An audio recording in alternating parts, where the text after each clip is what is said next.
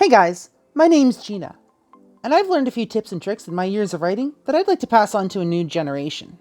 World building is never an easy thing, and when you're world building, you have to plan for one very important part of that, and that is character building. Your characters have to have personality, they have to have depth, and they have to have emotions. In this tutorial, I'm going to show you how to turn this empty basic character sheet into this, a fully fleshed out character spanning 4 pages, size 12 font. This character is Nova Bitterwood. She was one of my original characters that was created for a Hogwarts roleplay that I was doing at the time, and I was roleplaying her on an app at the time called TikTok.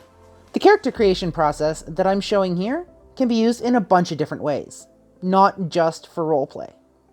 You can use this to flesh out characters for stories.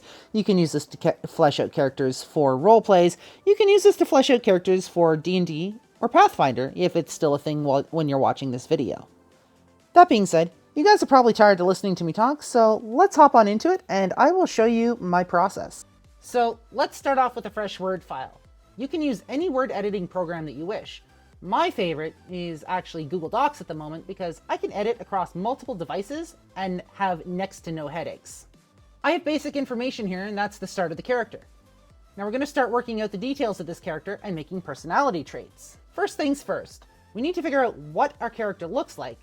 So I'm going to go to the Look section and I'm going to fill in our basic information. This includes hair, skin tone, height, and weight. For this character, we're going to make her hair brown, her skin pale, and this character is going to be a vampire, so we're going to give her 2 separate eye colors, one for her human form and one for her vampire form. Now I'm going to fill in her birth year. To do this, figure out what year you want your story set in and pick the date to have her born. This story will be taking place in World War II, so my character is going to be born in 1915. For quick calculation of age, grab your calculator. You're going to subtract your birth year from the year your story is set in. This will give you your character's age. In this character sheet, our character is 29 years old. If you don't like the age that you got, you could always pick another birth date or adjust the year your story is set in. Now, I'm going to decide what I want her ancestry origin to be. This character is going to be British, so I'll denote English as her ancestry. Next, let's name our character. For this, I'm going to need a basic name generator because I suck at naming characters. So let's head over to Google and see if we can find one. All I do for this is continuously generate names until I find something I like that fits well together. Let's scroll down the list and see what we find.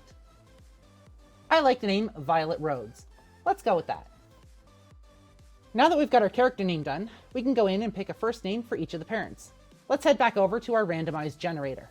Since we already have a last name, all we need right now is first names. So we're going to adjust the randomizer for that, and we're going to program in the last name.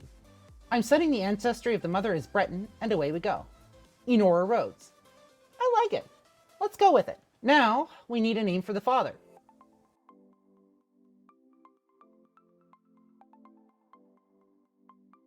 I don't like any of those names that came up, so I'm going to switch the father's ancestry to English.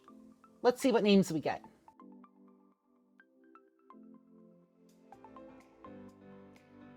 Douglas. I like it. I like Douglas. Let's take it and run with it. Let's go ahead and flesh out the siblings. This character has 1 brother and 1 sister. We're going to repeat the naming process with the name generator for the siblings.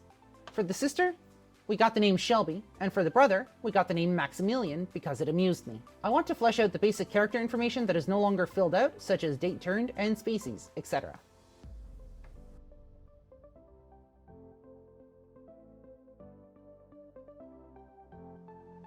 In point form, list your character's strengths and weaknesses. Remember to balance out your character. We don't want any characters known as Mary Sue's, which are essentially those perfect characters with no weaknesses. Everyone, I repeat, everyone has flaws. This actually helps make your character seem a little more realistic and believable, and people can identify with your character a little easier.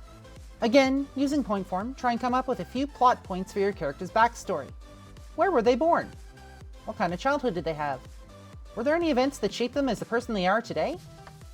Are there any major events in their life that you want to feed into the main plot later on? Keep in mind that anything that you write can actually be edited later with updated information as the story progresses. This character is a constant work in progress, and just like real people, this character is evolving and always growing. What you now have in front of you is a fully fleshed out character sheet built from scratch.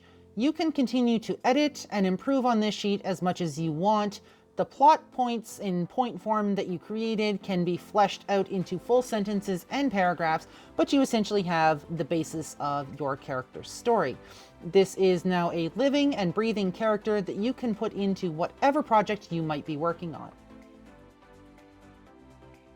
I want to take a moment to thank you guys for joining me for this tutorial. I hope you've enjoyed it. And just remember, you can take these tips, tricks, and hints that I use for my own character creation process for whatever projects that you might be working on, or you can slice and dice and use these however you want if they help you. This is knowledge that's now out there for you to use, and I just appreciate you watching. So again, thank you very much, and I guess we'll see you at some point in the future.